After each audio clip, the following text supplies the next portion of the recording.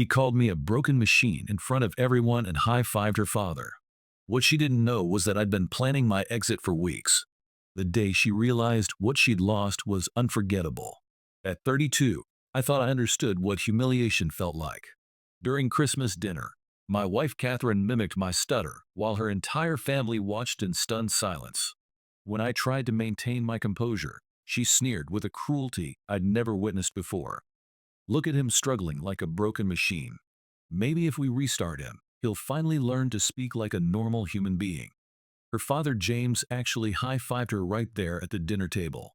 I silently cleared their plates, still hearing their laughter echoing from the kitchen like some twisted soundtrack to my marriage's funeral. 8 months later, she stood outside my apartment building, screaming at my windows while her sister texted desperately, "Please answer her." That day, I spoke with a clarity that surprised even me. Crystal clear, every single word. My wife Catherine, 28, and I had been married for 4 years, together for 6.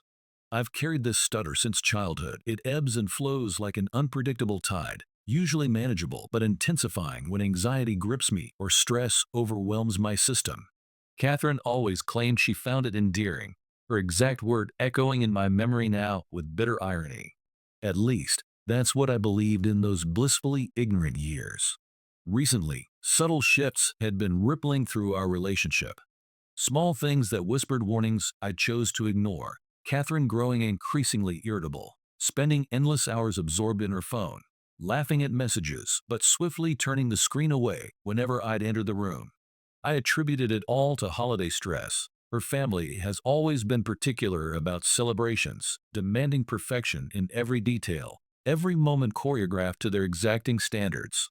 The Christmas dinner incident unfolded like a nightmare in slow motion. We arrived at her parents' sprawling suburban home on Christmas Eve, everything appearing deceptively normal on the surface. Her father, James, 59, was planted in his usual spot watching football, beer in hand. Her mother bustled around the kitchen with manic energy. Her sister Michelle, 31, was there with her husband, their 2 children running through the house like tiny tornadoes. Catherine had been acting strangely during the entire car ride, distant, checking her reflection in the mirror obsessively, adjusting her makeup with the kind of nervous energy that should have set off alarm bells in my head. Looking back now, I realize those were the signs of someone preparing for a performance, rehearsing for a moment of calculated cruelty. During dinner, conversation flowed around the mahogany table laden with her mother's famous honey-glazed ham and elaborate side dishes. James asked about our plans for the new year, his voice carrying that familiar edge of judgment that always made my shoulders tense. I began explaining how we were saving for a ski trip to Aspen, the words catching in my throat as my stutter emerged like an unwelcome guest. James has this way of constantly interrupting, of making me feel like my thoughts aren't worth the time it takes to express them properly. That's when the world tilted sideways. Catherine suddenly launched into this exaggerated, theatrical imitation of my stutter. Not just a quick, thoughtless jab, but a full-blown performance that seemed to stretch on forever. "We're Gigi going to see Aspen in the SPSP spring," she declared, complete with facial contortions I've never made, grotesque exaggerations that turned my struggle into a circus act. The entire table froze in that moment, 6 adults and 2 children suspended in disbelief. Then her father erupted into laughter, the sound harsh and cutting through the sudden silence like broken glass.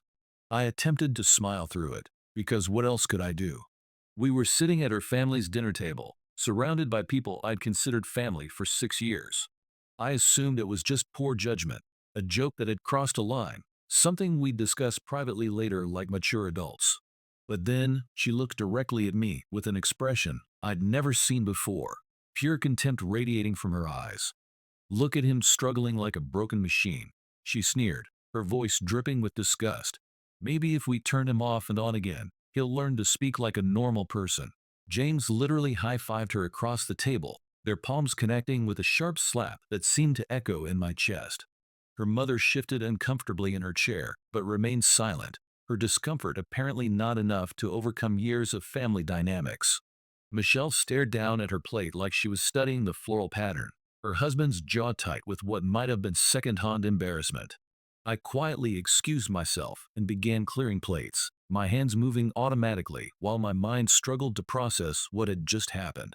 Standing in their kitchen, scraping leftover glazed carrots and mashed potatoes into the garbage disposal, I could hear them continuing to laugh in the dining room.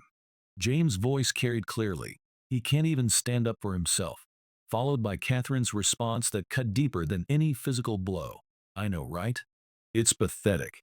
The drive home stretched endlessly, suffocating silence filling the car except for the constant buzzing of Catherine's phone. She smirked at whatever she was reading, occasionally letting out little huffs of amusement that felt like daggers.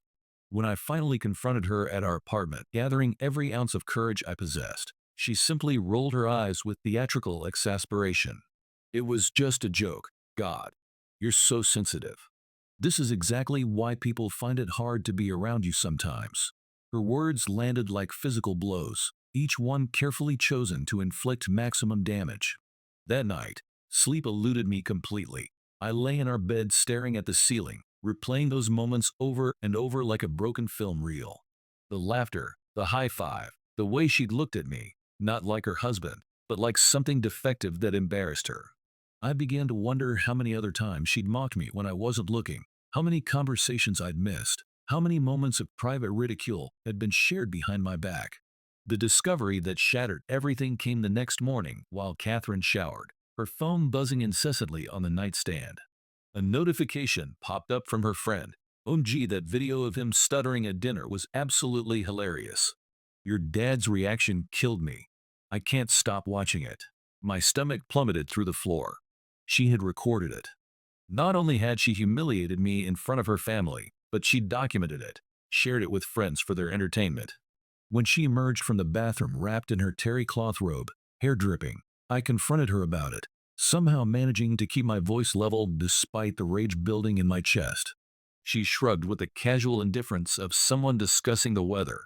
"It's just on my private story. Chill out." As if limiting the audience of my humiliation somehow made it acceptable. Over the following days, I conducted a thorough investigation that revealed the true scope of her betrayal. I checked our shared cloud account where our phone backups automatically saved, and what I found there destroyed any remaining illusion about our marriage. An entire folder labeled "Michael's Greatest Hits" contained dozens of videos she'd secretly recorded of me stuttering, each accompanied by cruel captions. "Hubby.exe has stopped working. Buffering. When you forget to update your software." The comments from her friends made it clear this entertainment had been ongoing for months, possibly years. Worse still were the text message threads I discovered, conversations between her and James mocking my speech, messages with her friends about how embarrassing it was to be seen with me in public. One message to her sister stood out with particular cruelty. "Sometimes I just tell people he has a developmental disability so they don't ask questions about why he talks weird." My exit strategy required careful planning and absolute secrecy.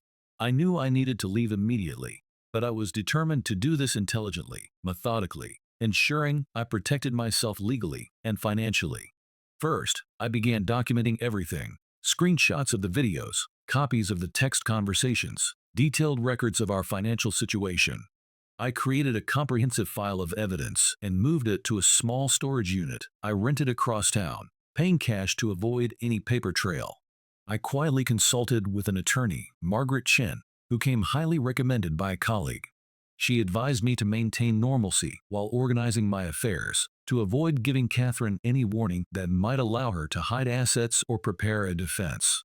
So I played the role of the obedient husband, nodding along to her plans for our future, smiling when James called with his latest opinions about sports or politics, acting completely normal, while every fiber of my being screamed to confront her about the betrayal.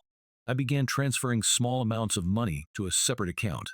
Nothing dramatic that would raise flags, just normal personal spending that fell within legal boundaries according to Margaret. I researched apartments in neighborhoods Catherine would never visit, taking virtual tours during my lunch breaks. I inventoried our possessions, distinguishing between what was clearly mine, what was hers, and what we'd purchased together. The most challenging aspect was sleeping on the couch for 2 weeks, claiming a back injury from moving boxes at work. Catherine barely noticed, too absorbed in her phone and her increasingly frequent nights out with friends to question the change. The hardest part wasn't the physical discomfort, it was pretending everything was fine. maintaining the facade while planning my escape from a marriage that had become a prison of constant humiliation. I couldn't believe this was happening. 6 years together, and I was only now seeing this side of her, or perhaps I'd been willfully blind to signs that were always there. All those times she'd grown frustrated when my stutter emerged in public, all those sudden headaches when we were supposed to meet friends, her constant need to answer questions for me in social situations. It hadn't been protection or consideration. It had been embarrassment and shame about being associated with me. The revelation about our workplace connection added another layer of complexity to my situation. Catherine had recently been promoted to account manager at the same company where I work in the IT department. We rarely crossed paths, different buildings, different floors, different projects, but we shared the same employer. This wasn't coincidental. We'd met at a company happy hour 6 years ago, both young and optimistic about our futures. My plan crystallized over the following weeks. I signed a lease on a modest one-bedroom apartment in an older building closer to downtown.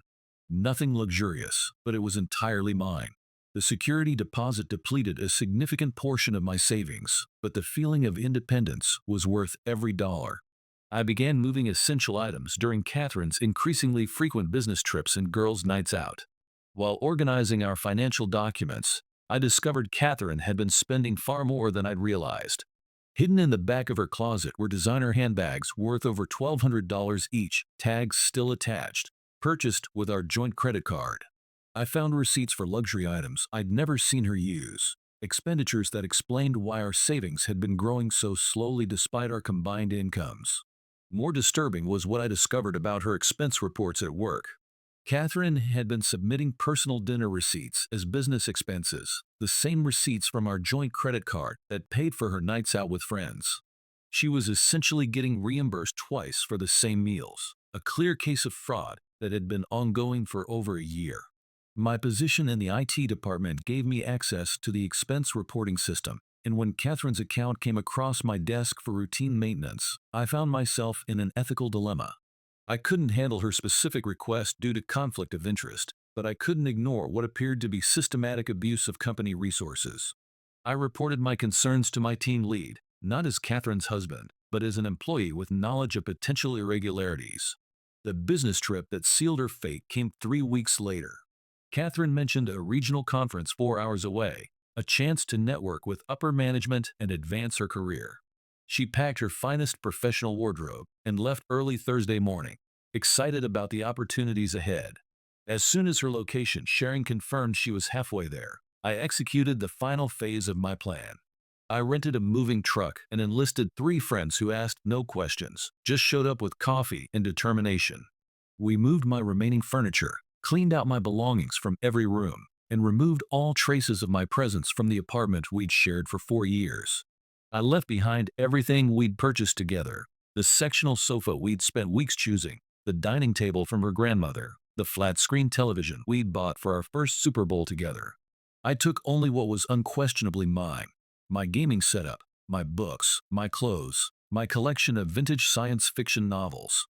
I even patched the nail holes where my posters had hung, leaving the walls as pristine as the day we'd moved in. The cat, Pixel, came with me without question. Technically, she was mine from before our relationship, and Catherine had never shown her much affection anyway.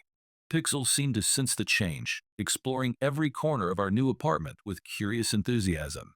The timing of everything that followed was either cosmic justice or incredible coincidence. While Catherine was away networking and building her career, 3 significant events converged to reshape her entire world. The accounting department concluded their investigation into her expense reports, finding systematic fraud spanning 18 months.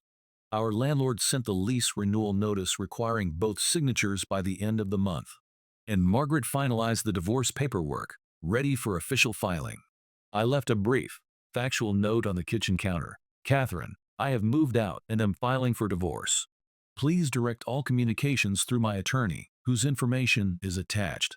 I have transferred 50% of our joint funds to my separate account and left all jointly purchased household items. Michael. I also emailed our landlord explaining I wouldn't be renewing the lease, copying Catherine so she wouldn't be completely blindsided by the housing situation. Catherine returned from her conference Sunday evening to discover her life had been completely upended. My phone exploded with notifications, 19 missed calls, and a stream of increasingly frantic text messages. The progression from confusion to anger to desperation played out in real time across my screen. Where the fuck are you? Where's all your stuff? At 7:43 p.m., followed by, are you serious right now? You just leave while I'm gone? Real mature at 7:47 p.m. By 8:02 p.m., she discovered the financial transfer. You took money from our account. My dad says that's illegal. The threats escalated. Answer your fucking phone, Michael. This isn't funny. I didn't respond to any of it. Michelle texted around 10 p.m. with a more measured approach. Michael, Catherine is really upset. I know my sister can be difficult, but isn't this a bit extreme? Can you at least talk to her? I replied simply that this was between Catherine and me, asking her to respect my decision. Monday morning brought additional chaos to Catherine's world. She was called into a meeting with HR and her department head regarding the expense report investigation. I only learned about this later through workplace gossip. I was busy at my new apartment, setting up my home office and trying to establish new routines. The divorce papers were served to Catherine at work that same afternoon, delivered by a professional service during what was already the worst day of her professional life. I hadn't coordinated this timing. It was simply how the legal process unfolded. But the convergence of events created a perfect storm that completely dismantled her carefully constructed world in 72 hours. The aftermath revealed the full extent of the damage. Catherine was suspended pending further investigation, then ultimately terminated for fraudulent expense reporting. She tried desperately to blame me, claiming I'd hacked her accounts to frame her, but the evidence was overwhelming and predated any knowledge I had of her activities. The text messages continued for weeks, evolving from threats to bargaining to desperate apologies. I can't believe you would humiliate me like this at work. Followed by, this is about Christmas, isn't it? It was one joke, get over yourself. And eventually, please just talk to me. We can work this out. Her father's threats of legal action evaporated when his attorney apparently explained there was no case. Catherine moved back in with her parents temporarily, a 30-something woman returning to her childhood bedroom while her marriage and career simultaneously imploded. The months that followed brought profound transformation to my life. My new apartment became a sanctuary where I could exist without fear of judgment or secret recordings. I decorated according to my own taste, movie posters from my favorite science fiction films, my gaming setup prominently displayed in the living room, bookshelves organized exactly how I wanted them. I began seeing a speech therapist, not because I felt broken or needed fixing, but to develop better coping strategies for stressful situations. She taught me breathing techniques and methods for feeling more in control when words became elusive. The sessions helped tremendously, but more importantly, removing the constant anxiety of being secretly mocked allowed my natural confidence to resurface. Work improved dramatically as well. I was assigned to a new project allowing 3 days of remote work per week. My team leader, Harper, became a genuine friend, even inviting me to her birthday celebration, just drinks at a local bar, but it felt significant to expand my social circle beyond Catherine's friends who had witnessed my humiliation. Physical changes followed emotional ones. I started going to the gym 3 times a week, nothing dramatic, just basic strength training and cardio. I lost 15 pounds and began sleeping through the night for the first time in years. Amazing what removing constant stress and humiliation can do for your overall health and well-being. The divorce proceedings moved slowly but steadily forward. Catherine contested initially, her attorney attempting various negotiations, but eventually she went quiet as her legal options dwindled. Her occasional attempts to contact me through unknown phone numbers were documented and forwarded to Margaret, but I never responded directly. Michelle's messages evolved over time as well. Initially, she defended Catherine, sending long explanations about family loyalty and working through problems. But something shifted around month 3, her messages becoming shorter and less defensive.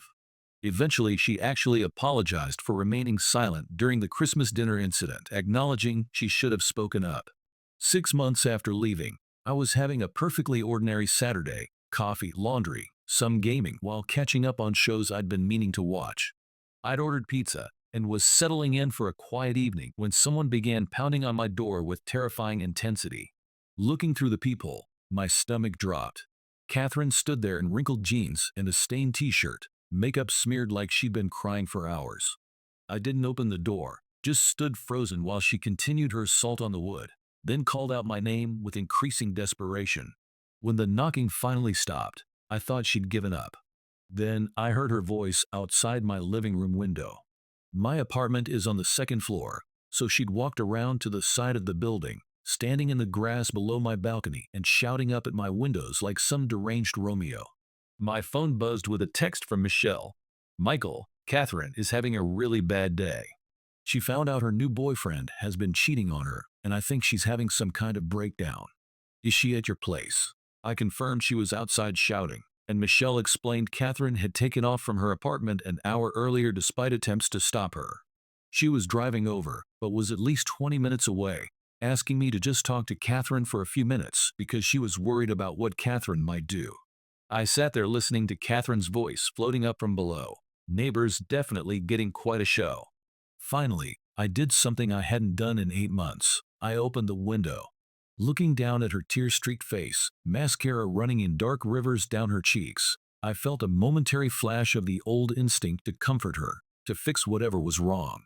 Then I remembered the videos, the laughter, being called a broken machine, and that feeling vanished completely. She launched into an immediate stream of apologies, how sorry she was, how therapy had helped her realize her cruelty, how losing her job and going through the divorce had humbled her. She missed me, she said. Her new relationship had been a disaster. No one understood her the way I did. Then she said something that actually made me laugh out loud. She told me she'd never find someone as patient and kind as me again. Patient. The word choice was remarkable, as if my primary value had been tolerating her abuse with grace. Here's what surprised me most. I didn't stutter once during my response. Not a single hesitation or repeated sound. The words flowed out clear and deliberate, carrying the weight of months of suppressed truth. I told her that yes, I had been patient. Patient while she recorded videos of me struggling to speak. Patient while she and her father laughed at my expense over Christmas dinner. Patient while she told friends I had a developmental disability to avoid embarrassment. And I told her that my patience had run out completely. I explained that her apology meant nothing because it only came after she'd lost everything. Her job, her marriage, her financial security. She wasn't sorry for hurting me. She was sorry for the consequences she'd faced. I told her that the divorce would be finalized within weeks and that this conversation, this moment of her begging outside my window, would be the last interaction we would ever have. Her expression transformed as I spoke, desperation shifting to something harder and more familiar. She called me cruel, accused me of taking sick pleasure in her suffering, claimed I had orchestrated her firing as some elaborate revenge plot. That's when I closed the window and drew the blinds for the final time. Michelle texted 20 minutes later that she'd collected Catherine and they were gone, apologizing again for the entire situation. The next morning, I woke up feeling lighter than I had in years, like I'd finally said everything that needed saying directly and clearly to the person who had caused me so much pain. Standing at that window, looking down at someone who had systematically humiliated me for months or years, I felt neither anxious nor judged. Just certain, absolutely certain that I had made the right choice in walking away from a relationship that had become toxic beyond repair. The divorce was finalized 3 weeks later. I took a week off to visit my parents for the first time in 2 years, a real vacation without the constant underlying tension of managing Catherine's moods and expectations. Life isn't perfect now. I still stutter sometimes, though less frequently, and with less anxiety. My kitchen sink has a persistent leak I can't seem to fix, and the upstairs neighbor plays bass guitar at weird hours. But I'm moving forward in ways I couldn't when I was constantly walking on eggshells. My stutter doesn't define me, and neither does the woman who tried to make me feel broken for having it. I'm building a life where my voice, stuttered or smooth, is heard with respect, where my struggles aren't entertainment for others, where my worth isn't measured by my ability to speak without hesitation. To everyone who might be going through something similar, to anyone who's ever been made to feel defective for something beyond their control, you deserve better. You deserve to be treated with dignity and respect, not mocked for the things that make you uniquely human. Sometimes the bravest thing you can do is walk away from people who make you feel small, even when those people are supposed to love you most. Your voice matters, whether it comes out perfectly or not. And sometimes the clearest thing you can say is goodbye.